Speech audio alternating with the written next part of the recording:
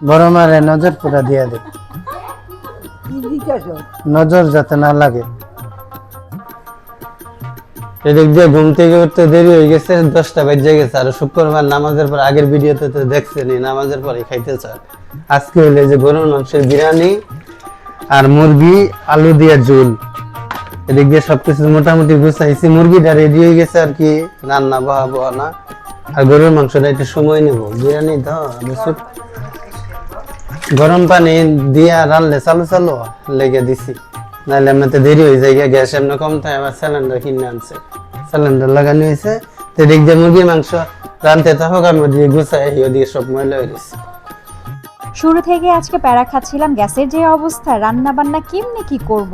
তার মধ্যে আজকে ফ্রাইডেতে আমাদের বাচ্চারা, আমাদের বাসার বাচ্চার বাবারা সবাই নামাজ পড়ে এসে টেবিলে খাবার সাজানো থাকতে হবে, এরকম একটা ব্যাপার। তো যাই হোক, আল্লাহ আল্লাহ করে স্টার্ট করে দিয়ে চিকেনের মশলাটা মোটামুটি কষানো হয়ে গেছে। এখন একটা ডায়মন্ড ওয়ার্ল্ডের মগ দিয়ে একটু গরম পানি দিয়ে দিব যেন মশলাটা না পড়ে।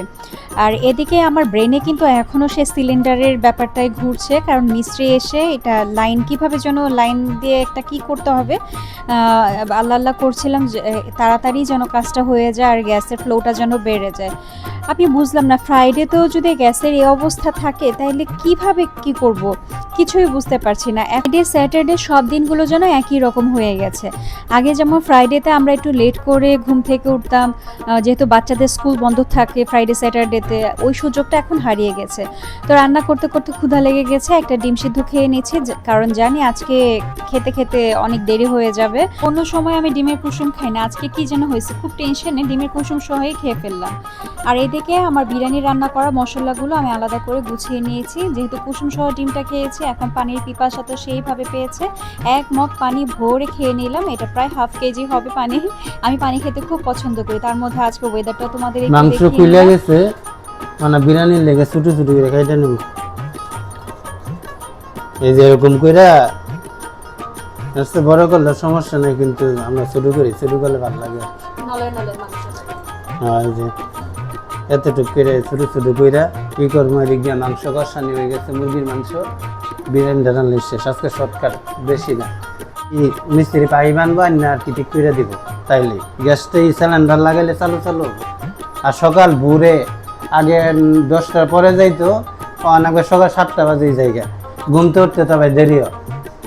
অন্তরে কি করার, ঘুমাইলে তো বুঝেনি, একবার ঘুম পাইলে আর ভাঙতে চায় না। আমার বাড়ি হইলো মাইমিসিং এ ভাড়া হইলো আপনার 200 অথবা 300, বেশি হইলে 250, 800 টাকা দিয়ে বাড়িতে গেছি ভোট দিতে। এই বিএমপিরে ভোট দিয়ে পাশ করে লাভ কি হইলো, এই গ্যাস নাই, অনার গ্যাসের দরকার নাই। আর এই রান্ধু গ্যাস আমরা সিলিন্ডার কিনে নিছি, টাকা খরচ হইলো ভালো আছে। আর প্রত্যেক দিন রাত্রেবেলা 10টার পরে এরকম গ্যাস থাকে না, যা একটা রান্না বাড়ির সমস্যা। সকালবেলা হইলো করছে তরকারি তো 3টা 4টা, আর ভাজি একটা থাকবে সাথে, ভাজি না হইলে ভর্তা। আবার রাত্রেবেলা হইলো 2-3 পদ, মাঝখানের কাল সামনে ওই গতবার বলে কি কই, ওই যে শুক্রবারের দিন তো দেখছেন অনেক কিছু ছিল। আজকে আর কি শর্টকাট হবে, রাত্রেবেলা খাউন, রাত্রেবেলা হবে রাঁধতে হবে অনেক কিছু। আর মানুষের তো একটা রাঁধলেই তো হয়, কিন্তু একটা হয় না আর কি। 2-3 মাস ধরে যে সমস্যা, আর গ্যাসের দরকার নাই। সিলিন্ডার কিনে লইছি 4,000-5,000 টাকা নিছে, বড়টা 45 কেজি কিনে নিছে, মানে এটা দিয়ে রাখবো। আর সরকারি গ্যাস আঙ্গুর ব্যবহার করুন লাগবো না, যে ডিস্টার্ব করে গ্যাসে। এই দেখেন গ্যাসের লেগে তরকারি বহাইতে অর্ধেক হইছে, আর নিবাই থই দিছে, বাধ্য হয়ে আমাদের গ্যাস সিলিন্ডার কিনে আনছি। ঠিক করতেছে আর কি, 5-10 মিনিট সময় লাগবো। এর মাঝখানে এই করছে, মাংস কাইটে গুছাইলে বাদে খালি সিলিন্ডারটা লাগাইলে 1 ঘন্টার ভিতর রান্না করা শেষ। মাংস তো কাটা শেষই। এদিক দিয়ে কয়টা আছে আপনার দিকে, বিরিয়ানি মশলা যা যা ব্লেন্ডার করে লাগবে রেডি করেন, আমি বাদে কাইটে করে দিতেছি। এই দিকে তাড়াহুড়া, 1টা বাজে আজান দিলে। মাংস কাটা শেষ, এখন ধুয়ে দিব, ধুয়ে দিলে আনতে আর কি বহাবা। দিকে বাদাম ব্লেন্ডার করবো, আর এদিক স্পেশাল মশলা নেন আমরা কাইটে নিচ্ছি, যেহেতু আমরা খাবার ওখা শুধু আমরা শুরু করি। মাংস ধুয়ে রেডি করতে করতে হঠাৎ মনে হয়ে গেল আমাদের বাচ্চারা আজকে সব একসাথে এক রুমে ঘুমিয়েছে, কারণ আজকে ফ্রাইডে, স্কুল বন্ধ, ডাকাডাকির কোনো ঝামেলা নেই, তাই সব কাজিনরা নাকি একসাথে ঘুমাবে। সব ভাইরা বেডে ঘুমিয়েছে, বোনেরা ফ্লোরে ঘুমিয়েছে, এদিক ওদিক সব জায়গায় ফ্লোরিং করা। তো এটা দেখে আমার নিজেরও খুব ভালো লাগলো, আমার ছোটবেলার কথা মনে হয়ে গেল। আমরাও আমাদের কাজিনদের সাথে একসাথে ঘুমালে ওই দিনগুলো অনেক আনন্দের ছিল। এমনিতেই সব দেরি হয়ে গেছে, হঠাৎ মনে হলো এখনও টক দই ভিজাইনি।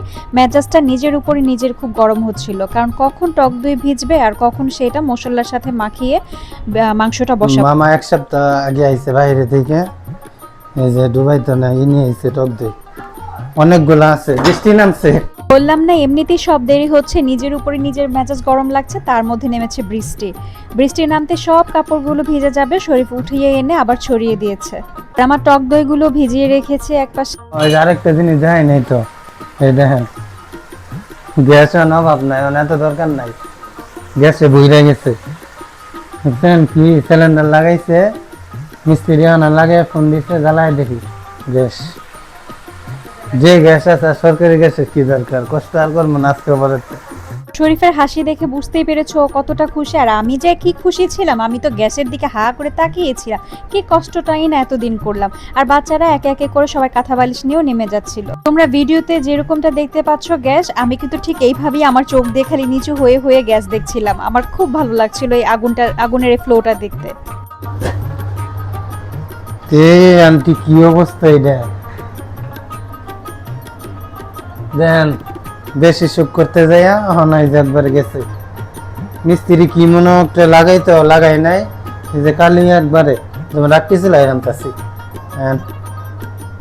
দেখেন কি করি, বড় মারে নজর ফুটা দেই, ভিডিও করতেছি কথা কেন না, বড় মারে নজর ফুটা দিয়া দেই, নজর যাতে না লাগে। বড় মারে টিপ দিতে যায় দেখি আগে কে জানি দিয়াতেছে, আমি ছিলাম উপরে দিয়াতেছে, আমি একটা মজা করে দিলাম।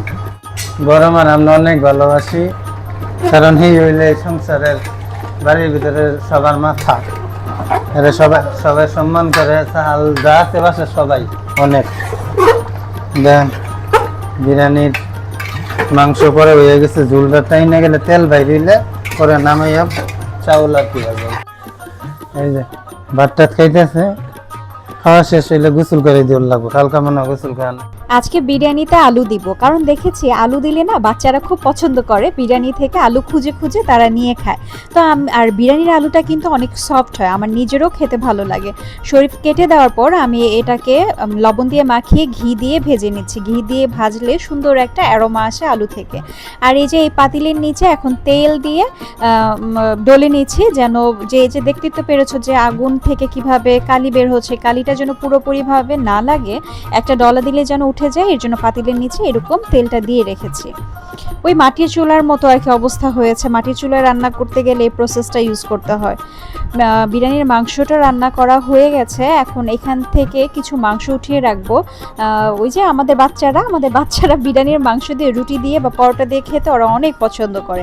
আর আমার ছেলে তো ভাত দিয়েও খুব পছন্দ করে এই মাংসটা, ওর নাকি অনেক মজা লাগে। তো এটা উঠিয়ে রাখছে। আর এমনিতেও আমাদের পোলার চাল অনুযায়ী মাংস অনেক বেশি, শুধু মাংসই দেখা যাচ্ছিল। আর বিরিয়ানিটা এরকম মাংসওয়ালা হলেই ভালো লাগে। তো আমার শ্বশুর যখন উঠে গেল ঘুম থেকে, সে ঘুম থেকে উঠে এক গ্লাস ডাবের পানি তার খেতে হবে, তার জন্য ডাব রেডি করলো শরীফ। এই যে আমার বিরিয়ানিও শেষ, ওইদিকে চিকেনটাও শেষ আলহামদুলিল্লাহ।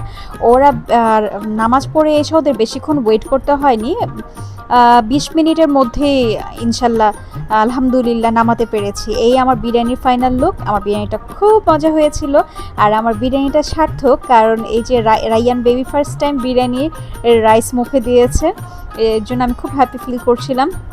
যাই হোক, বলেছিলাম যে আলু নরম থাকে অনেক, কিন্তু দুর্ভাগ্যবশত একটা আলু খুব শক্ত ছিল, আর ওইটাই রুজানের প্লেটে পড়েছিল। হয়তোবা জালে প্রবলেম হয়েছিল, এটা হয়তো সাইডে পড়ে গিয়েছিল, যে কারণে শক্ত ছিল। বিরিয়ানিটা খেতে অনেক মজা হয়েছিল। আর আজকের ফ্রাইডে ছোট্ট ভিডিওটি তোমাদের কাছে তুলে ধরলাম, কেমন লেগেছে আমাকে কমেন্ট করে জানাবে। আল্লাহ হাফেজ।